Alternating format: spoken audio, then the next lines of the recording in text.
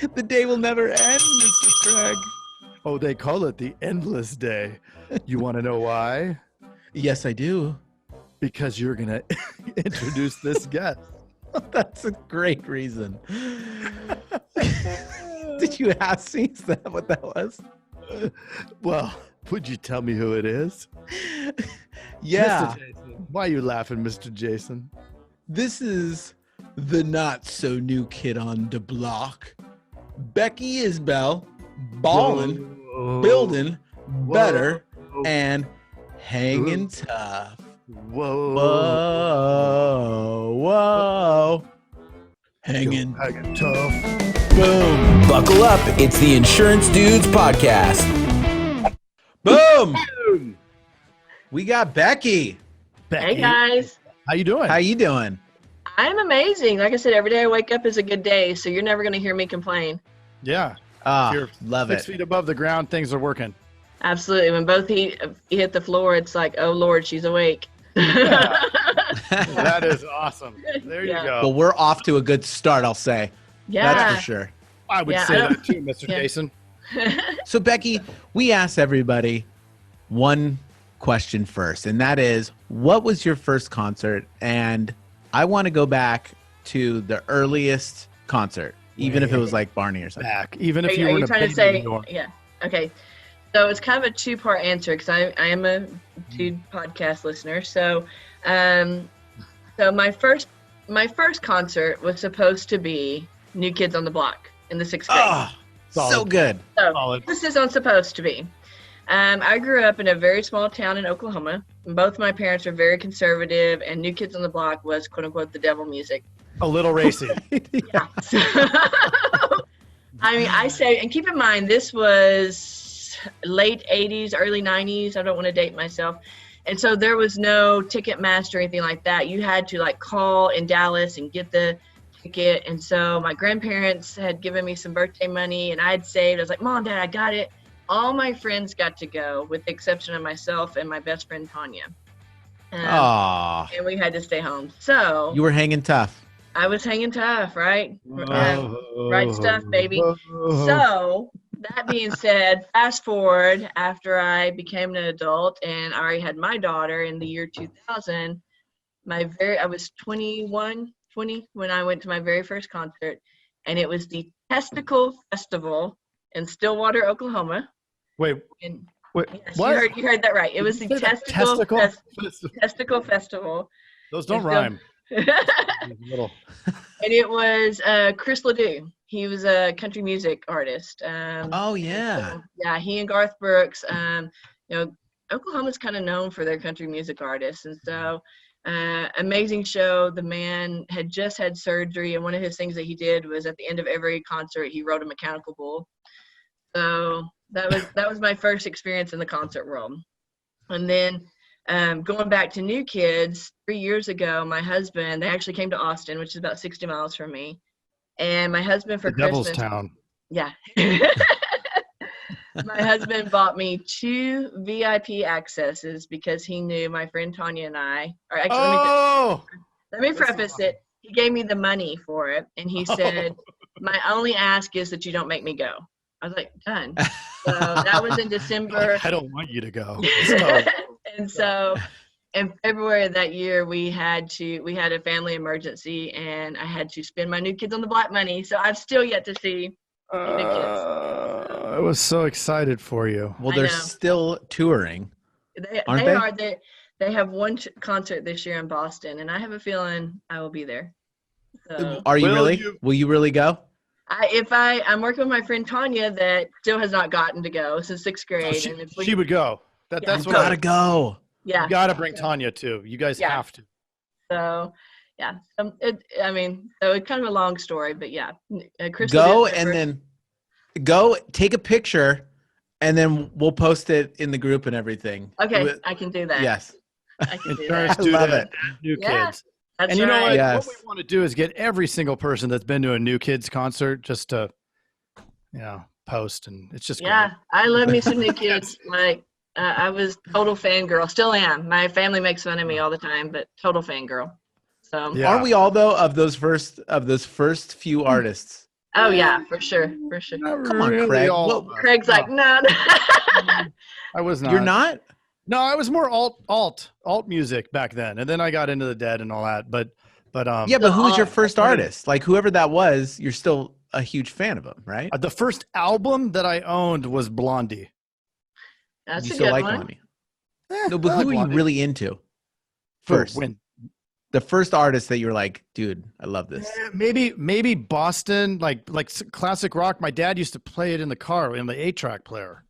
But see, you're even saying maybe. Like mine was Maybe. Michael Jackson, hands down. Still love it. Hey. Like Oh, throw yeah. throw him on. Well, big artist that we listen to, like the kids on like a different kids on the block, us kids on the block playing outside.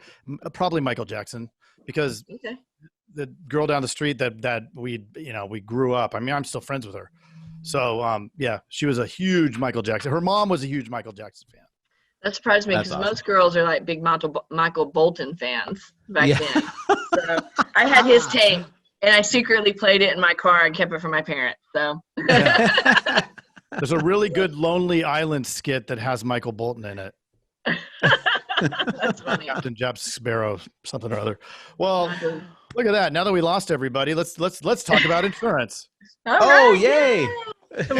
Hey. So, you got into the business when? How long ago? I got into the business Laura. in You're good friends with Laura 2000. Harris. Yeah, I know Laura Harris. She was actually my mentor. Mhm. Still is a lovely lady. And like I said, probably you guys had asked about their favorite podcast last week. She's probably been my favorite podcast. She's very open in helping new agents. And so in 2015, I was looking for something to do. Long story short, my husband and I, we have a maintenance and construction business that's very successful. And I was actually at a networking event, and a 30-year agent came up to me and said, I'm ready for you to take over my legacy. Never dreamed about insurance. And I said, not just no, but heck no, I hate insurance. And he said, that's why you would be the perfect agent, because you are a customer and you know the ins and outs. And so, long story short, I shadowed that agent for 6 months. I said, I'll come shadow you, work for you for free for 6 months. And then after 6 months, if I like it, I'm going to purchase the book. So I did. And I've been doing it ever since. And like I said, I love it. I love my job. I what we do is so important, and people don't realize it. We're protecting everything that matters most to you, your home, and most importantly, your family. So Sure. I get to do that every day, and I love it. Yeah. It's remarkable how the general public isn't aware of the ramifications of making a poor decision when it comes to insurance, and also the ramifications of a bad agent writing bad policies. Right. I mean, Well, and when I have that sales call, because I still sell, I say, look, I'm looking for two things. We all know price is important, but most importantly, I'm looking at coverage, because the average American is $400 away from bankruptcy. Meaning that if you were to have an accident, one, are you going to be able to pay that deductible? And two, are you going to be taken care of? Because minimum liability is not going to be enough. And so I take time with my customers and have these detailed conversations and build that relationship. And, because of it, my retention is high. My customers, not tooting my own horn, but they love me because I'm going to educate them and I'm not just going to sell them a policy. mm-hmm. So that's the day. 5 years, still love it. Love what I do. I love coming to work every day. It's not a job to me. It's a kind of a passion, So yeah. So when you first started, did you start captive? I started captive. I did. Did that for about 2.5 years. Had the opportunity to go independent, and so I went, and I love it. I set my own hours, and one of the things my husband and I, we did everything backwards, kind of backtracking. We met, had a baby, started a business together, and then got married. So all that within a year. What did your parents say about that? They were not happy. I was 30 years old. And I show up. I actually just told this story today. I took my parents to dinner. I was so scared to tell them. I was 30 years old, and at that time I still had I had an 11-year-old. I was a single mom, And so we show up, we said, Mom, we're taking you to dinner. And I made her friends go too, so they wouldn't make a scene. And I said, oh, by the way, this is James, and he is now the father of my baby that I'm going to have at the same time my sister was pregnant. And my dad just turned red, but they couldn't make a scene because that, would have been frowned upon. My husband to this day is like, you win on that one. Very so strategic. funny. Yeah. So, and actually that soon to be 11-year-old is sitting in the back. That's one thing I love about my gig is I don't ever miss a school pickup or drop off. So this gig allows me to be a mom. And that's why we, started our own businesses, because prior I was working 60 hours a week for someone else. And, I didn't have that luxury. So now you're working 80 hours a week for yourself. Yeah. No. I tell everybody, I said, they're like, how do you love owning your own business? I said, I love it. I sleep like a baby. I wake up every 2 hours crying. So, yeah. Yeah. But it has That's huge awesome. rewards, right? The end of Absolutely. as long as you love it. We talk to a lot of people. There's some people that do business ownership and don't love what they're doing. And it's just tough. You got to stick with what your passion is and find that spot in your business, to do that. And I've listened to other people guest on your shows before. And there's one common theme is you got to get plugged in, whether you're a captive, independent, you got to find your tribe. I was fortunate that Laura Harris embraced me and loved her to pieces, but she was like, hey, showing the ropes, and here's this, because even though I had worked in the agency for 6 months, they don't teach you at corporate that all this stuff that goes on. So, the ins and outs, and they don't teach you how to, when this, mom comes in crying, what to do and the processes that go through, a claim or, upselling for liability. They don't teach you any of that. And so, the corporate company teaches you just about as much of the agency as taking the insurance license test does. Thank you. They don't teach you any of that stuff in school. You do learn how to take a payment. This is true. I will say that, yes, I know how to take a payment. So, but again, it's just important to find that tribe and find your people and surround you, people who, have the same struggles that you have day to day. I tell everybody I get yelled at every day and it's not me. And it took me a long time to realize that, people never call their insurance agent when they're happy. They're either their price went up or they have a claim. Or I've done this for 5 years and not one time has anyone ever called and said, hey, thanks for being my agent. And I'm so glad my rates went up. Never has happened. I don't know about you. Craig's done this a lot longer than I have. Jason, I know you're still, in 3 years or so? But I do whatever I can to not answer that phone. Yeah. Smart on your part. I don't even have one, to be totally honest. That's funny. I don't. So, yeah. So, I don't have the headset that connects to the computer so that I can answer the phone. So I ordered it. It's coming. Yeah, I keep mine. Mine's right here. But it's true. Yeah. You get a phone call for the rate increases. You get no phone call for the decreases. And there are decreases. Never. It's never happened. Never happened. Yeah. So I'm still waiting. Maybe after this podcast, somebody will call and say, thanks for being my agent. Yeah. That would be funny. Freak them out. Yeah. In the past lifetime, and it's similar across industries. In my past lifetime, when it was a Merrill Lynch, if the client called, it was either the market was crashing, they want to sell, and then you have to tell them, look, you don't sell when it's going down, and or if it's up, then they're calling to say how proud they are of their picks. Right. So there was never a thing where where you're winning because of it. So it's fine. Yeah. It's the nature of our business. So yeah. Well, so you had Laura as a mentor. Any other things that as your career developed and you're doing these things that you did, or people that you looked up to that helped? Well, it was like I said, going to any event, especially insurance related event that I could get into. When I first started, I appointed in March of 16. Was when I officially was in, I think it was March, maybe in May. Anyway, whatever it was, a month after they had in here in Texas, we had a big leaders forum group. And it was just a bunch of Texas agents getting together, talking about insurance. Didn't know a single person. but I drove to San Marcos. I was like, I'm here, both feet in, like, and just be a sponge. Like, surround yourself by good people. Don't come in with the chip on your shoulder thinking you know everything. Regardless of whether you've had prior insurance experience or not, just be a sponge and be open to learning new things, because I learn something new every day from different carriers, from different agents. Just be that person. Don't ever think that you're too good to stop learning. And then be that person like Laura Harris. Pay it forward. When a new agent comes on, be that person. Like you guys are great about, embracing people, say, hey, I've been there. I know what it's like. I know exactly what you're going through. Here's what I did. Here's, what I wish someone would have told me. That would be my advice. Get plugged in and just be a sponge, and don't, have that big chip on your shoulder saying, no, I don't need this. No, I mean, I continue to need it. That's why we started this podcast, and it's paid off in dividends. Within the last year, incredibly. And it's like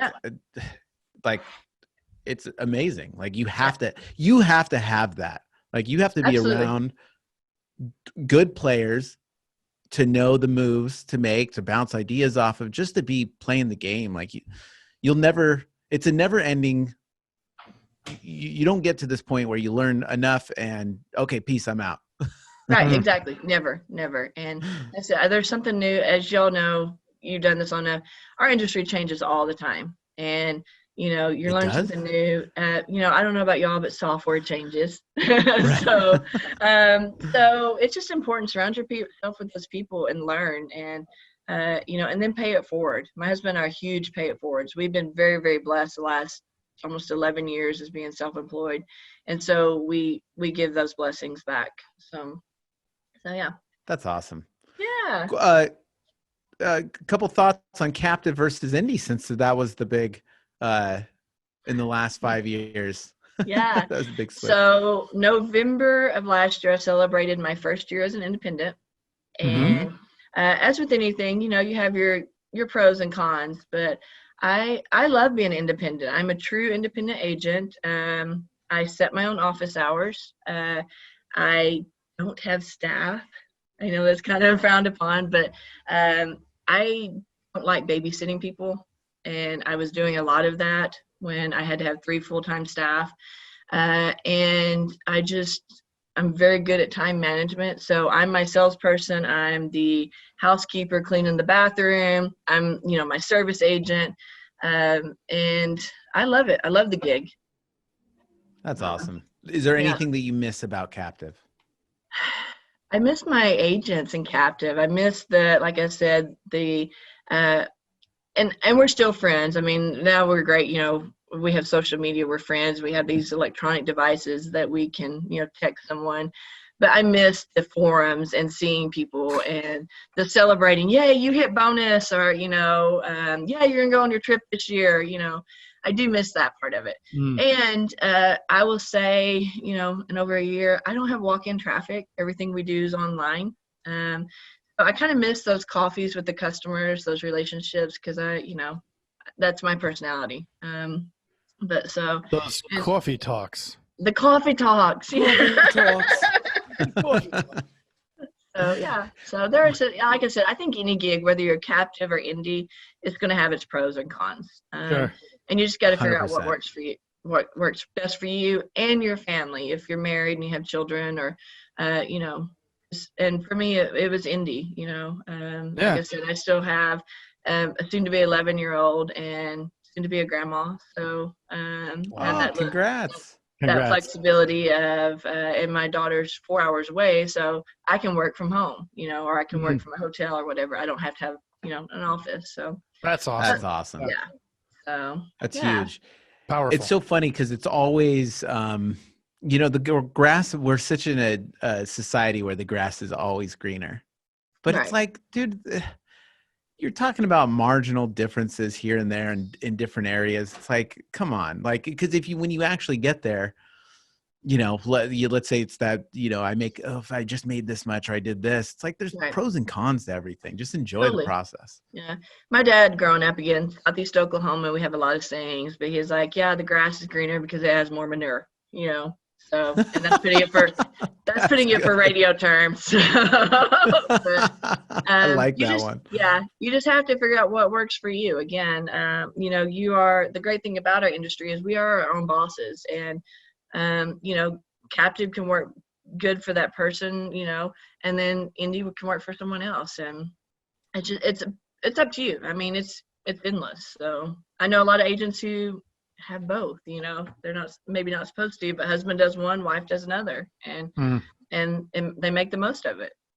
So that would be awesome. Yeah. I don't know if I could be married to an insurance agent. It's hard enough being married to my business partner with our construction business. I just don't know because we're kind of ADD and a little high strung, and my husband Right. says, here's the world, or here's Becky, and here's the world. It revolves around me, and I'm like, totally. Yeah. But I don't know if I could be married to another me. So Yeah. That's so funny. So you've done so many changes in the last 5 years with agencies and stuff. How have you kept with so much positivity? Like, you're obviously a very positive person. Well, thank you. We're very blessed. Like I said, every day I wake up is a good day. And I think it's all mindset. It's what you make the most of it. I say, even on a bad day, I'm going to find something good in it. I was a single mom for 11 years. I put myself through college. My parents helped me when they could, but they couldn't help me financially and time wise. And again, you just make the most of your situation. When I hear somebody down in the dumps, I just tell them, I don't attend pity parties. I don't have time in my life. And, not every day is going to be shooting fireworks out of your butt, happy and glory, but, every day, Craig's laughing at me. But there's good in every day. You just have to find it. And, it may be that day, say, hey, I woke up, or, hey, I helped protect a family, that didn't have life insurance, and now they have $500,000 just in case something happens to that breadwinner. I truly, I know it sounds cliche, but life is what you make of it. There were plenty of times when I could have been knocked down and said, I'm not doing this, My husband, I was telling the story today, when on our 4-year wedding anniversary, that Friday, and again, we were small business owners. We didn't have a lot of money then. We were going to have an adult day. I was getting ready to send our son to daycare, and he decided he was going to stroke out on me that day and had his first mini stroke. And I will tell you, that was life-changing. I was surrounded. We live in Killeen. My family's 5 hours away.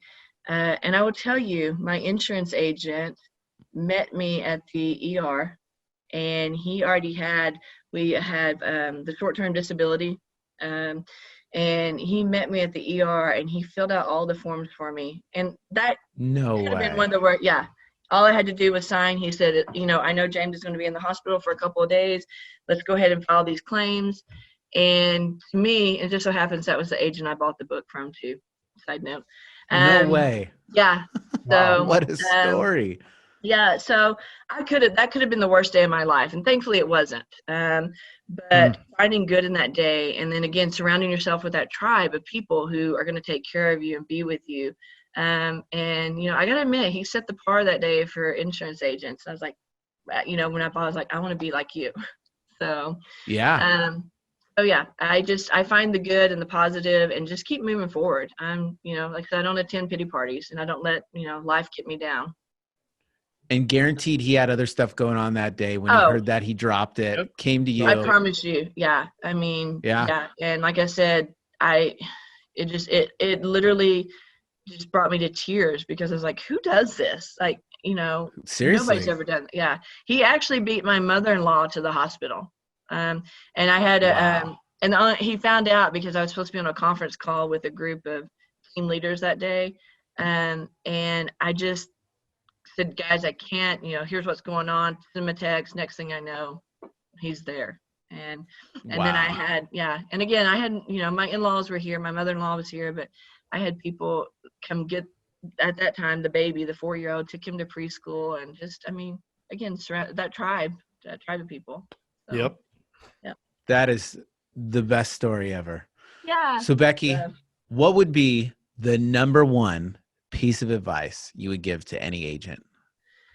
any new agent, I'm going to go back to the tribe. Get plugged in.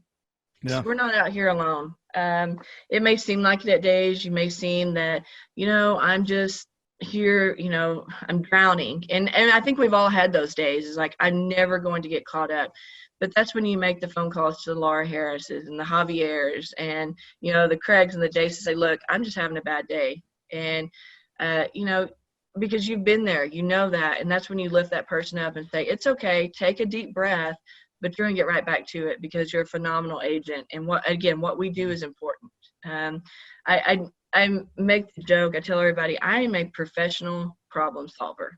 Again, I'm filing a claim for you. I'm fixing your rate. I never tell anybody I'm an insurance agent because they fly out the door. I joke and say, a pastor and I walk into a networking event and everybody scatters because I'm going to try to sell them life insurance and the pastor's going to talk to them about Jesus. And those are two things nobody wants to be talking about. So, but I would say get plugged in, find your tribe, find your people. And, there are so many. I was fortunate enough, we have social media now. There are so many Facebook groups out there. There's a female Facebook group. There's one, your guys are out there.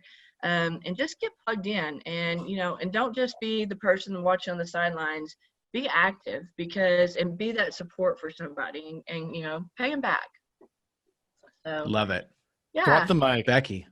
Yeah. Thank you so much. I mean, that's incredible. And it's so true. Awesome. We all need a support system. Absolutely. You guys are awesome, by the awesome. way. I'm truly digging the podcast. I look forward to it, the coffee talks, and I'm still waiting for my face to be on a mug. So, that's awesome. And I love that you guys are including in, dudettes now. I get to join that club. Your dudette. We need more dudettes. Awesome, Yeah. Yeah. Bring on the dudettes. Yeah. I mean, we've got our own little, thing going on, but I'd say we're pretty awesome.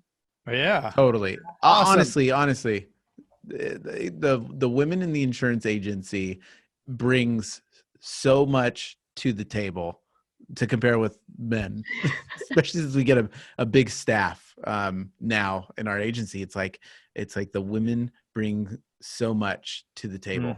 Yep. Do you feel like sometimes you have a mom in the room? Because I everybody calls me the mom. I have a mom bag. I'm like, oh, you need a crayon? It's in my purse, Yeah. And we go to different things. And I ask Becky, she has it, because sometimes that's what I feel like when there's a bunch of women together. It's like there's a bunch of moms here who are going to take care of it. Oh, you need a Band-Aid? Here's your Band-Aid. Yeah.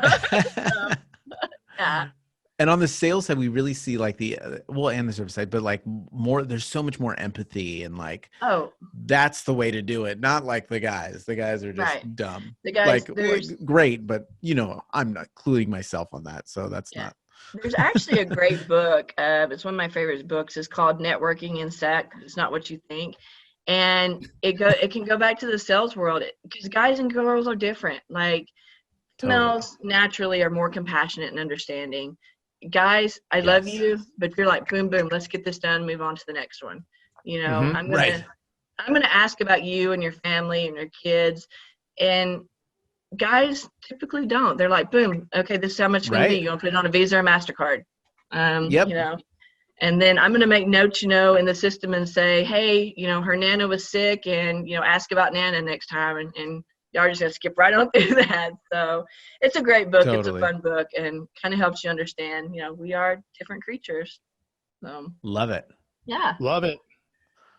Awesome. Well, thank you. Thank you so much. Thank you, Becky. Yeah. You guys keep doing up the good work. And again, I'm flattered I got to be one of the dudettes. And if you guys ever need something, reach out. If you're ever in Texas, hey, I'm the great place, Great Fort Hood. I get to see it right out my front window. So nice. You guys are ever here, I'll awesome. offer up an invitation for you guys. Cool. Thanks. You. Appreciate it. If you're ever in our neck of the woods, we'll check in with you. Don't be surprised one of these days I knock on your door and say, oh, I'm here. Perfect. Right on. Thanks, Becky. We'll see you. All right. You guys have a great day. You too. Right, bye. You too. Hey, you've got to check out the Insurance Dudes Inner Circle, coming soon, where you get extended interviews as well as live coffee talks in our private Facebook group. Join the mailing list today at theinsurancedudespodcast.com. Hey, thanks for checking out the Insurance Dudes. Hey, please subscribe. We got some really great stuff coming out.